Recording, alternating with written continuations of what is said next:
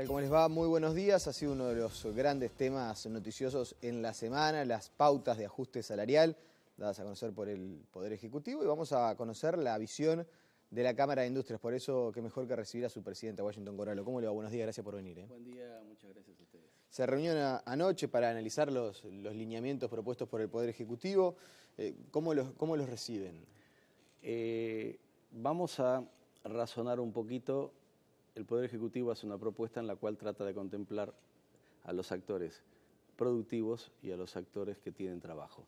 La propuesta en sí muestra un afán y una voluntad del gobierno de tratar de bajar el costo o bajar las posibilidades que la inflación genere inconvenientes en los salarios.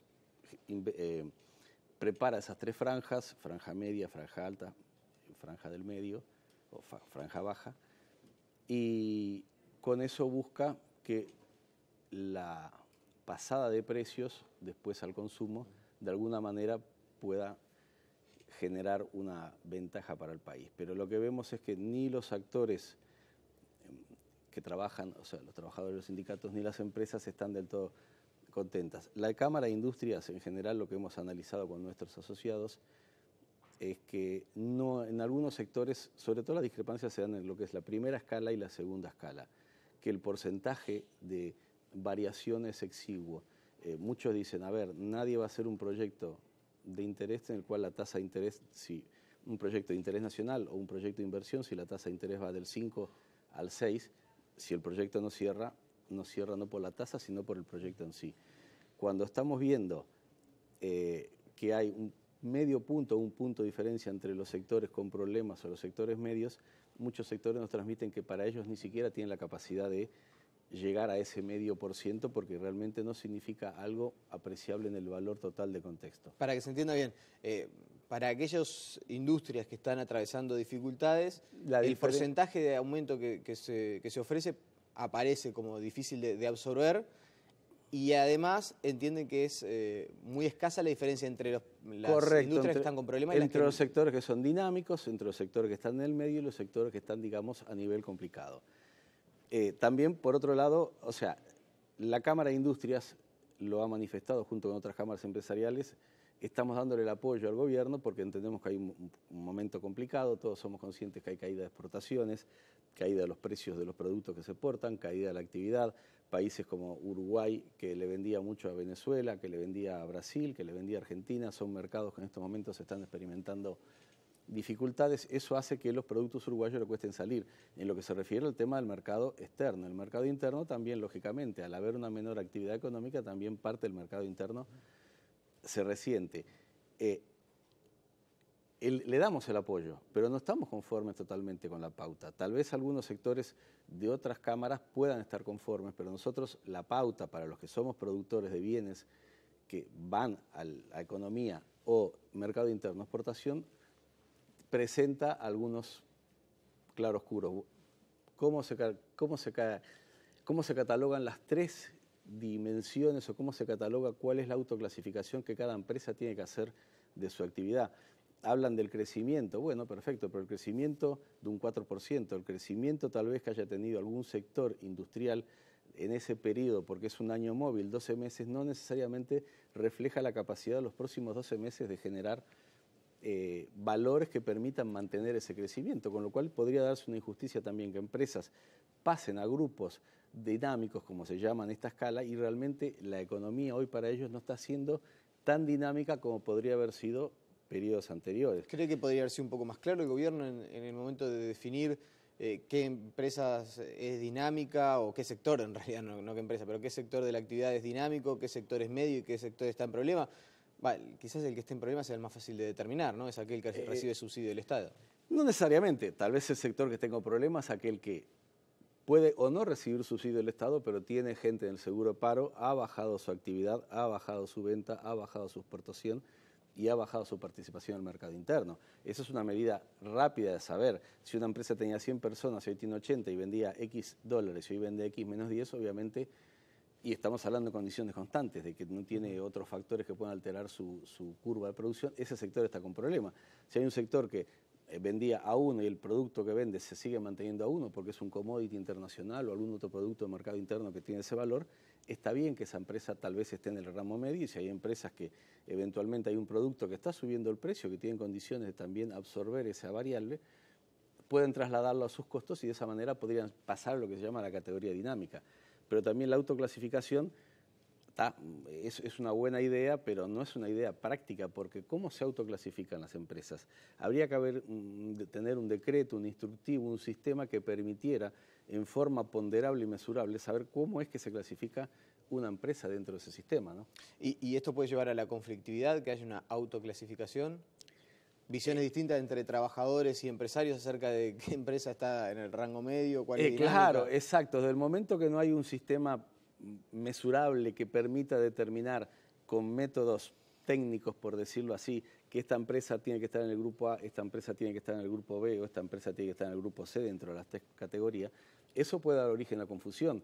De hecho, bueno, se pidió una semana de receso, vemos que el gobierno está dando una semana de receso para estudiar algunas pautas, pero de cualquier manera, bienvenida es la política de tratar de desindexar la economía o buscar que por lo menos las empresas que están con problemas no tengan esos problemas. ¿Creen que claramente esto es un camino de la desindexación? Llamémoslo de la siguiente manera, esto es un camino para tratar de que el costo país sea el mejor posible. Yo siempre digo, no hay peor aumento que aquel que genera desempleo. Juan Castillo dijo, hoy en día más es importante preservar la fuente de trabajo. Y yo creo que sí, que es importante en un escenario en el cual el mercado mundial está ofertado, preservar la fuente de trabajo. Es preferible tener el 100% de algo y no el 104 o el 103% de nada. Porque de lo que estamos hablando hoy también, en una escala de aumentos, una empresa que cambia del grupo 1 al grupo 2 un punto, medio punto, realmente a la empresa no le va a cambiar la vida. Tal vez al trabajador le pueda cambiar la vida, pero a la empresa no le cambia la vida. Entonces tenemos que buscar otras medidas proactivas, como estamos pidiendo al gobierno, nos estamos reuniendo con ellos, para que no solo el salario sea la medida de buscar y mejorar la eficiencia y la competitividad de las empresas, sino que otros factores, como pueden ser los costos del Estado, los servicios que brinda el Estado, o otro tipo generen esa mejora, ¿no? Ya vamos a profundizar en torno a ese punto porque pensaba abordarlo un poquito más adelante, pero ¿sería una mala noticia que el gobierno cediera ante los reclamos del PIT-CNT y modificaran algo de las pautas? No soy actor del gobierno, entiendo que cualquiera que fija una pauta y después por H o por B tiene que modificarla, salvo que haya un argumento de peso, no da una buena imagen, pero bueno. ¿Una imagen de debilidad sería? No sé si imagen de debilidad, tal vez podría ser una imagen de que en algún punto comprendieron que no están de acuerdo los parámetros que ellos fijaron con la realidad. No soy quien para decir si está correcto o no dar una marcha atrás, pero sí lo que es importante es que hay que entender que en esta política actual que tiene el país hoy, en esta situación económica, tanto gobierno como empresas y como colaboradores, funcionarios y trabajadores tienen que tener todos la mente abierta y ser conscientes que si se produce una desaceleración de la economía, sufren los tres actores. Y nosotros no queremos que un país, o nuestro país en este caso específico, sufra más de lo que está sufriendo. Queremos que la economía, en la parte que le corresponde a la industria, se mantenga dinámica. De hecho, estas pautas salariales, también ustedes vieron que hablaron del tema del salario mínimo. La industria en general no paga salario mínimo, por lo tanto para nosotros la pauta del salario mínimo no incide en la capacidad o el poder adquisitivo de la mayoría, me atrevo a decir de más del 90% o el 95% de las empresas industriales que están en el país. ¿No tienen puntualizaciones para realizar entonces? No tenemos, porque la industria paga por arriba de los salarios mínimos. Esos son temas internos que tiene que conversar el gobierno con sus... Y si se llegara a modificar el tema del correctivo, el PIT-CNT insiste en que esperar 2 años para el correctivo es demasiado tiempo, que eso eventualmente podría producir que se perdiera capacidad de salario real, por lo menos hasta tanto llega el correctivo. ¿Les modifica demasiado a ustedes si en vez de hacerlo cada 2 años se hace, por ejemplo, el primer año? Bueno, pienso que hay sectores que podrían absorber, como toda la economía, hay tercios, hay partes que están muy bien, hay partes que están medianamente bien, hay partes que están mal, por eso se generaron 3 escalas. Tal vez en algunos casos se pudiera bajar sí esos porcentajes, pero nosotros vemos que también, si uno lo analiza fríamente, tal vez la posibilidad de estos aumentos como están pautados con una caída de la demanda. La inflación en el Uruguay últimamente estaba hecha por inflación por demanda, o sea, había un producto que subían, con lo cual se ocasionaba un aumento de precios. También podría ser el caso que después de muchos años el gobierno logre llegar al rango meta de inflación entre un 4,5% y un 6%. Si el gobierno, lamentablemente a consecuencia de la baja actividad, lograra llegar a un rango meta de inflación, lo situamos en el orden del 6, y los aumentos pautados estarían en el orden de un 6, un 7, un 8, un 10, según las distintas escalas que podemos pensar, se podría pensar que para el futuro, tal vez, al bajar la inflación, ese aumento estaría compensando la teórica pérdida del salario real, con lo cual en realidad tal vez dentro de 6 meses, 8 meses no se estaría perdiendo salario, o sea, se estaría manteniendo salario, lo cual sería una buena noticia para toda la gente que trabaja, ¿no? Usted dice que quizás por la situación del mercado local hoy estén más dadas las condiciones para que el gobierno instale la inflación dentro del rango meta y no por encima de exacto. Que yo creo venía que pasando. No, la inflación no la instala el gobierno, la inflación sí, no, que la instala el mercado. Que la cifra de inflación se instale dentro del rango meta que las consecuencias del mercado con sus fortalezas, sus debilidades, haga que el rango meta de inflación tal vez en los próximos meses pueda... Ahora, que el gobierno tiene que ayudar, tarifas públicas, servicios que brinda el Estado. Se habla mucho que la competitividad pasa por el dólar, es cierto, el dólar es una herramienta muy importante de competitividad, pero también es importante los demás factores, porque si después, a pesar de que tenemos un dólar alto que ayuda a la exportación y ese dólar después genera un traspaso a los costos, lo único que se gana es correr la curva de precios hacia arriba, con lo cual no gana nadie. Lo que hay que buscar es que el poder real de compra de los salarios o de los capitales que uno emplea para comprar materias primas o producir esté por debajo de esos rangos, de manera tal que sí tenga una recuperación real. ¿Lo sorprende las cifras de la baja de exportación? Un mes sí y otro también, las exportaciones en nuestro país siguen decreciendo, ni que hablar con el año 2014, pero con guarismos que son muy importantes, que son sensibles, la caída está por encima de lo que ustedes preveían. Bueno, la Cámara de Industria tiene lo que se llama el índice de producción adelantada y ya muchas empresas estaban viendo que había problemas porque las exportaciones son dinámicas. Lo que uno exporta hoy y deja de exportar no se transmite de un día al otro. Las empresas arman un plan de exportaciones, cierran contratos en muchos casos con compradores del exterior en los cuales fijan los precios y dicen, bueno, durante el año te voy a exportar esta cantidad de vasos, esta cantidad a este precio. Después que se termina, o sea, y eso le da a uno una estabilidad tal vez de un año, 18 meses, depende del tipo de empresa.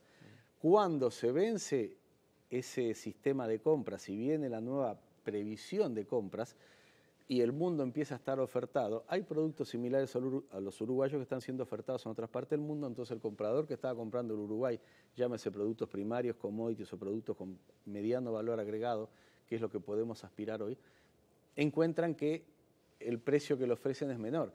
Y como las empresas tienen que seguir trabajando, bueno, buscan su ocasión de costos para permitir producir con ese menor costo. ¿Eso qué significa? Que la empresa puede estar bajando su margen de utilidad. Y a esto vamos a hacer un paréntesis. Veo con preocupación que a veces se dice desde algunos actores de la central, tal vez con buen criterio, pensando que hay que bajar las utilidades de las empresas. Las empresas no deben de perder plata ni bajar las utilidades, porque la capacidad de generar nuevos empleos está en la capacidad de las empresas de ganar dinero para pagar sus compromisos y tener capital que le permita volver a reinvertir. La reinversión implica aumentar parque de maquinarias, tecnología, con lo cual implica también aumentar o mantener el número de gente. Pero si la economía, si las empresas no ganan suficientemente dinero para retribuir a sus accionistas, para retribuir a la gente que le presta el dinero, como puede ser los bancos, o para retribuir a sus funcionarios y después además aportar en forma de impuestos a la sociedad sus ganancias, y esa sociedad sí hace el efecto derrame en la economía, se produce una contracción de la economía. Entonces, aumenta la gente del seguro paro. El gobierno recauda menos porque hay menos impuestos a pagar porque las empresas ganaron menos. Y a su vez eso hace que la empresa, cuando hace su plan de inversión, tal vez lo achique o lo reduzca. De hecho, una encuesta que nosotros tenemos, las empresas que antes siempre estábamos por arriba de un porcentaje importante de empresas que pensaban reinvertir, muchas empresas están mirando con cautela y están esperando qué va a pasar este año para reinvertir. ¿Están planteando al gobierno que tome algún tipo de medidas para mejorar la competitividad vinculada, por ejemplo, a lo que usted mencionaba, las tarifas públicas, que haya algún alivio desde ese punto de vista y tornar a nuestro país más competitivo y de esta manera mejorar las exportaciones? Es correcto eso, nos reunimos la semana pasada con parte del staff de la ingeniera COSE. Esta semana que viene vamos a reunir con el contador Álvaro García, el miércoles nos reunimos con el ministro Astori. Hay un plan de competitividad que el gobierno quiere implementar. Nosotros siempre dijimos que los tiempos del Estado son distintos a los tiempos de la actividad privada. Una empresa se funde, un país no se funde. Puede ocasionar tener problemas, tal vez entrar en default, pero a la larga los países salen. Las empresas después que, como dijo una persona, demasiado tarde, si la medida correctiva, si uno tiene una enfermedad y después que se descubre la cura y ya la persona entra en una fase terminal, es difícil recuperar a la persona. Lo mismo pasa con las empresas. Hay que buscar medidas proactivas, medidas que ayuden rápidamente a mejorar la competitividad, como usted dice, bajar el costo país, permitir que los productos uruguayos... Porque, a ver, el mundo no es que deja de comprar. Vamos a aclarar que el mundo es dinámico. En el mundo hay 7.000 millones de personas que siguen comprando bienes. Lo que pasa es que ante una oferta de un bien del Uruguay que costaba 1 y hay otro actor del mundo que lo ofrece a 0,9, la persona que va a comprar a ese actor que lo vende más barato. Porque el Uruguay no se puede exportar ni impuestos, ni inflación, ni ineficiencia. Y entonces cuando el aumento de la matriz de costo del Uruguay hace que las empresas traten de trasladar esos precios y se producen estos problemas, ¿no? Y concretamente, ¿qué es lo que están planteando?